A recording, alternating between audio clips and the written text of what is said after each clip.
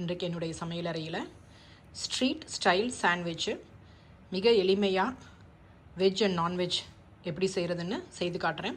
வாங்க பார்க்கலாம். சாண்ட்விச்சில் ஸ்ப்ரெட் பண்ணுறதுக்கு அந்த க்ரீன் சட்னி, அதுக்கு வந்து கொரியாண்டர் லீவ்ஸு, கொத்தமல்லி இலை, அது வந்து ஒரு பஞ்ச் வந்து எடுத்திருக்கேன், ஒரு கட்டு.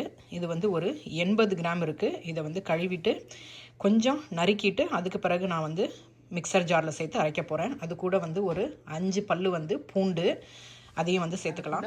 ஒரு கொத்து வந்து கருவேப்பிலை சேர்த்துக்கலாம். இது கூட வந்து உங்களுக்கு தேவையான அளவுக்கு நீங்கள் காரம் சேர்த்துக்கோங்க. நான் வந்து பச்சை மிளகா வந்து ஃப்ரீசர்லேருந்து எடுத்து இந்த மாதிரி க்ரஷ் பண்ணி வச்சுருக்கேன். ஏன்னா வந்து இது சில சமயம் நமக்கு எவ்வளோ காரம்னு தெரியாது, நிறைய காரம் போட்டு சாப்பிட முடியாது. அதனால் வேணுங்கிற இந்த பவுடர்லேருந்து நான் இது கூட அரைச்ச பிறகு சேர்த்துக்கிறேன். நீங்கள் உங்களுக்கு தேவையான அளவுக்கு பச்சை மிளகாய் இதில் சேர்த்து நீங்கள் வந்து அரைச்சிக்கலாம். கொஞ்சம் அந்த திக்னஸுக்கு ப்ரெட்டுடைய ஒரு ஸ்லைஸோட ப்ரெட்டு வந்து நான் வந்து இதில் வந்து சேர்க்க போகிறேன். அந்த ஓரத்தில் இருக்கிறதெல்லாம் எடுத்துகிட்டு வெறும் ப்ரெட்டை மட்டும் இதோட சேர்த்து அரைக்க போகிறேன். தண்ணி அதே மாதிரி திக்னஸ்க்கு தேவையான அளவுக்கு தண்ணி, கொஞ்சம் குளிர்ந்த நீராக வந்து சேர்த்துக்கங்க, இல்லைனா வந்து ஐஸ் கட்டி வந்து சேர்த்துக்கங்க. சாண்ட்விச்சில் தடவுற அந்த க்ரீன் சட்னி பேஸ்ட்டு தயாராகிருச்சு. நான் வந்து ஒரு 3/4 வாசி தான் வந்து அந்த ப்ரெட்டு போட்டேன், நான் ரொம்ப பெரிய ப்ரெட்டுங்கிறதுனால.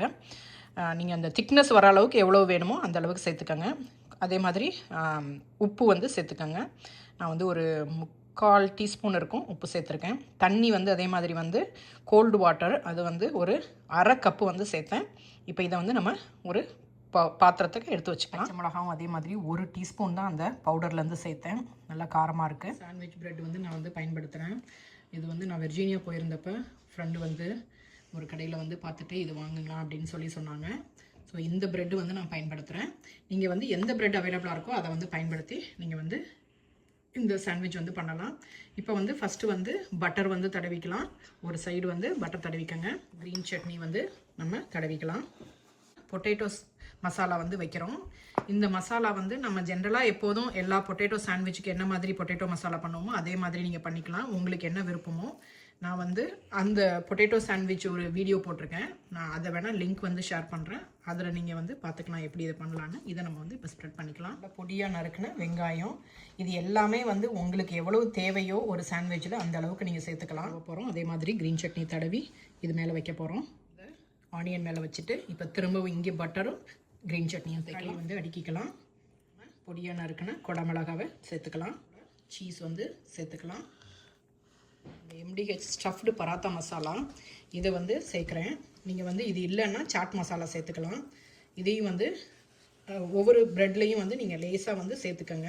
அப்போ உங்களுக்கு வந்து இன்னும் நல்லா ஃப்ளேவர்ஃபுல்லாக இருக்கும். பட்டரும் க்ரீன் சட்னியும் தடவி அதை வச்சு நம்ம க்ளோஸ் பண்ணிடலாம். க்ளோஸ் பண்ணிவிட்டு இதை கையால் கொஞ்சம் அமுக்கி விடுங்க. இன்னொரு சாண்ட்விச் வந்து கீமா வச்சு செய்கிறேன் நான், பொட்டேட்டோவுக்கு பதிலாக. நம்ம வீட்டில் கீமா எப்படி செய்வோமோ, chicken keema or turkey keema அது மாதிரி, ஆனால் கொஞ்சம் ட்ரையாக இருக்கிற மாதிரி பார்த்துக்கோங்க. அப்போ தான் சாண்ட்விச்சில் வந்து நல்லாயிருக்கும். சேம் வந்து நம்ம பட்டரு, க்ரீன் சட்னி, கீமா வச்சு லேயர் பண்ணிக்கலாம். இதில் வந்து இது பண்ணுறப்ப பொட்டேட்டோ மாதிரி உங்களுக்கு வந்து நல்லா ஸ்டிக்கியாக ஒட்டிட்டு வராது. அதனால் கொஞ்சம் சீஸை வந்து அதுலேயும் போட்டுக்கோங்க. அதே மாதிரி அந்த ஸ்டஃப்டு பராத்தா மசாலாவை கொஞ்சம் வந்து ஸ்ப்ரெட் பண்ணிவிட்டு அப்புறம் இன்னொரு ப்ரெட்டை வந்து அது மேலே வச்சு, இப்போ இதில் வந்து என்னென்னா 2 சைடும் வந்து நீங்கள் பட்டரும் க்ரீன் சட்னியும் தடவிக்கங்க. இப்போ அதுக்கு மேலே திரும்ப நம்ம டொமேட்டோவும் பெல் பெப்பரும் வச்சுட்டு திரும்ப வந்து நம்ம சீஸ் போட கிரில் வந்து யூஸ் பண்ண போகிறோம். இந்த மாதிரி அந்த லைன்ஸ் இருக்கிற கிரில் இருக்கிற இந்த தவா வந்து யூஸ் பண்ண போகிறோம். உங்கள் வீட்டில் இது இல்லை அப்படின்னா பரவாயில்ல, ரெகுலர் வந்து தோசைக்கல்லையே நம்ம வந்து செய்யலாம். இந்த லைன் வரணும், டிசைன் வரணுங்கிறதுக்காக தான் நான் இதை பயன்படுத்துகிறேன். அதே மாதிரி பனினி மேக்கர் வீட்டில் இருந்தாலும் நீங்கள் பனினி மேக்கர் வந்து பயன்படுத்தலாம். இப்போ வந்து கல்லை ஆன் பண்ணிவிட்டு இந்த சைடு வந்து பட்டர் தடவிக்கலாம். ஏன்னா நம்ம ஒரு சைடு பட்டரில் வந்து ப்ரெட்டில் வந்து பட்டர் தடவலை. ஸோ இதில் வந்து பட்டர் தடவிட்டு நம்ம இதில் வந்து இந்த ப்ரெட் பீசஸ் எல்லாம் எடுத்து வைக்கலாம். இது ரெண்டையும் வச்சாச்சு. இது மேலே வந்து நம்ம ஒரு வெயிட் வந்து வைக்கலாம். அப்போ தான் வந்து உங்களுக்கு வந்து நல்லா ப்ரெஸ் பண்ண மாதிரி உங்களுக்கு வந்து சாண்ட்விச் கிடைக்கும். இது வந்து நல்ல ஹெவியான அயன் ஸ்கில்லட்டு, அதை வச்சு நம்ம லேஸாக வந்து அமுக்கினோம்னா உங்களுக்கு வந்து சாண்ட்விச் வந்து நல்லா ப்ரெஸ் பண்ணி உங்களுக்கு கிடைக்கும். தடவிட்டு நம்ம இதை வந்து கேர்ஃபுல்லாக வந்து ஃப்ளிப் பண்ணிக்கலாம்.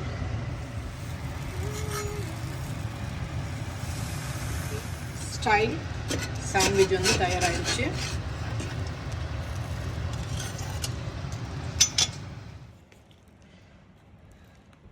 சாண்ட்விச் ஸ்ட்ரீட் ஸ்டைல் சாண்ட்விச் சூப்பராக தயாராகிடுச்சு.